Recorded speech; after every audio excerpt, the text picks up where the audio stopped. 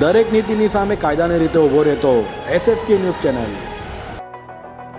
લોકસભાના વિપક્ષ નેતા રાહુલ ગાંધીને શારીરિક ઈજા પહોંચાડવાની અનકથન કરી નાખવા માટે ભાજપ અને તેના સહયોગી દળના નેતાઓ દ્વારા વારંવાર ધમકીઓ અપાઈ રહી હોય, જેને લઈ સુરતમાં કોંગ્રેસ દ્વારા પોલીસ કમિશનરને આવેદનપત્ર આપી ફરિયાદ નોંધવા માંગ કરી છે।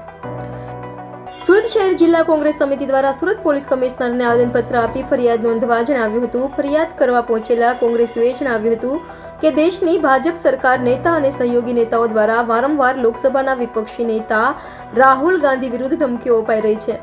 હાલમાં જ ભાજપના નેતા તરવિંદરસિંહ મારવાએ રાહુલ ગાંધીને જાનથી મારી નાખવાની ધમકી આપી હતી, તો ત્યારબાદ ભાજપના મહારાષ્ટ્રના સહયોગી શિંદે શિવસેનાના ધારાસભ્ય સંજય ગાયકવાડે પણ રાહુલ ગાંધીજીની જીભ કાપી લાવનારને 11 લાખ આપવાની જાહેરાત કરી હતી।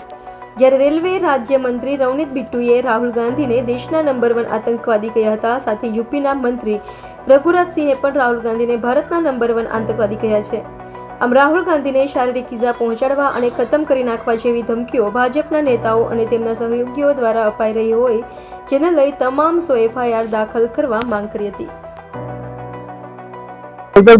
प्रवक्ता सुरत से जिला कांग्रेस समिति जे रीते भाजपा नेताओं द्वारा राहुल गांधी ने जो धमकी आपवामां आवे छे, राहुल गांधी एक MP नहीं परंतु विरोध पक्ष नेता है। लोकसभा में जेटलुं स्थान प्रधानमंत्री नो एक स्थान विरोध पक्ष नेता नो होय छे, त्यारे भाजपा नेताओं एम कोई एवं स्टेटमेंट आपे छे कि भाई जे हालत इंदिरा गांधी थयेली हती ए ज हालत राहुल गांधी ની કરવામાં આવશે। शिवसेना गुटना शिंदे जूथना धारासभ्य एम कहे छे कि राहुल गांधी जीप कापीने आवे एने 11 लाख रुपया आपवामां आवशे।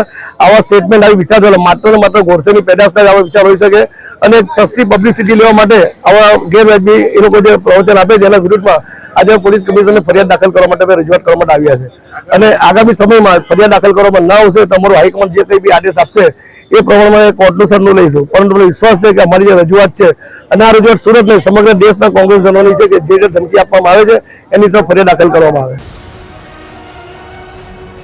દરેક નીતિની સામે કાયદાની રીતે ઊભો રહેતો SSK ન્યૂઝ ચેનલ।